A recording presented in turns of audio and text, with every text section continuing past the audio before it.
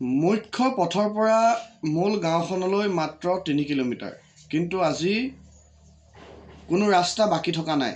চাৰিওফালে কেৱল পানী, বোকা আৰু আৱৰ্জনা। কিন্তু আমিও পণ বান্ধিছিলোঁ, আমাৰ লক্ষ্য স্থিৰ কৰি গাঁওখনৰ ফালে আগবাঢ়িছিলোঁ আৰু আমাৰ লক্ষ্য আৰু উদ্দেশ্য মাত্ৰ এটাই হৈ পৰিলে, তেওঁলোকক কেনেকৈ আমি সেই বস্তুবোৰ সাহায্যবোৰ আমি তেওঁলোকৰ ওচৰ পোৱাওঁগৈ। ২ কিলোমিটাৰৰ কঠিন সংগ্ৰাম, বুকুলৈকে থকা ঘোলা পানী আৰু তলৰ পিছল বোকা ফালি আগুৱাই যাওঁতে প্ৰতিটো খোজতে আমাৰ ভয় লাগিছিল।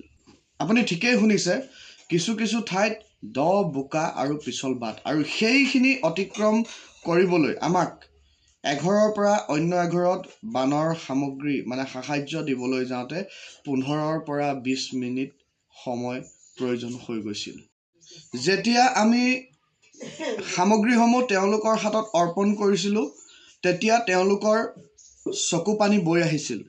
সেই চকু পানীত কেৱল মাত্ৰ কৃতজ্ঞতাই নহয়, সেই চকু পানীত সোমাই আছিল, আমি দেখিছিলোঁ, ক্ষোভ আৰু হতাশা। আমি গাঁওখনলৈ যোৱাৰ পাছত জানিব পাৰিছিলোঁ যে তাত প্ৰতি বছৰে বানপানী হয়। এইবাৰ আনবাৰৰ তুলনাতকৈ বহুত বেছি।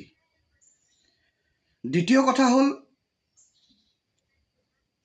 প্ৰতি বছৰে চৰকাৰে বাজেটত কোটি কোটি টকা ধৰা হয়, কিন্তু ইমান কোটি কোটি টকা বাজেট ধৰাৰ পাছতো কিয় প্ৰত্যেক বছৰেই একেখিনি মানুহেই, একেকেইখন গাঁৱেই বানপানীত ডুব যাবলগীয়া হয়? কাৰ ভুল? এয়া কেৱল আমাৰ যাত্ৰা কাৰোবাক সামগ্ৰী দিবলৈ, কাৰোবাক সামগ্ৰী বান সাহায্য দিবলৈ যোৱাই নহয়। এয়া অসমীয়া ৰাইজৰ যাত্ৰা এটা ডাঙৰ প্ৰশ্ন, কাৰণ প্ৰত্যেক বছৰেই এনেকুৱা বান আহিয়েই থাকিব নেকি? অসমৰ ৰাইজে সাহায্য দি থাকিব লাগিব নেকি? ভিক্ষাৰীৰ দৰে প্ৰত্যেকজন মানুহে সাহায্য লৈ থাকিব লাগিব নেকি? এয়া চৰকাৰৰ বাবে এটা বহুত ডাঙৰ প্ৰশ্ন। সাহায্য দি ঘৰত লৈ উভতোতে আমাৰ মোনাবোৰ, আমাৰ গাড়ীকেইখন খালী হ'ল সঁচা কথা, কিন্তু বহুত প্ৰশ্নই তেওঁলোকৰ চকু পানীয়ে, তেওঁলোকৰ চকুৰ পানীৰ আঁৰত থকা ক্ষোভ আৰু প্ৰশ্নবোৰৰ কথা চিন্তা কৰি বুকুখন বিষাই উঠিছিল। কেতিয়াকে ইয়াৰ স্থায়ী সমাধান ওলাব? কেতিয়াকে প্ৰতিশ্ৰুতিৰ বন্যা বোৱাই দিয়া এই ৰাজনৈতিক নেতাসমূহে ইয়াৰ বৈজ্ঞানিকভাৱে ইয়াৰ সমাধান উলিয়াব?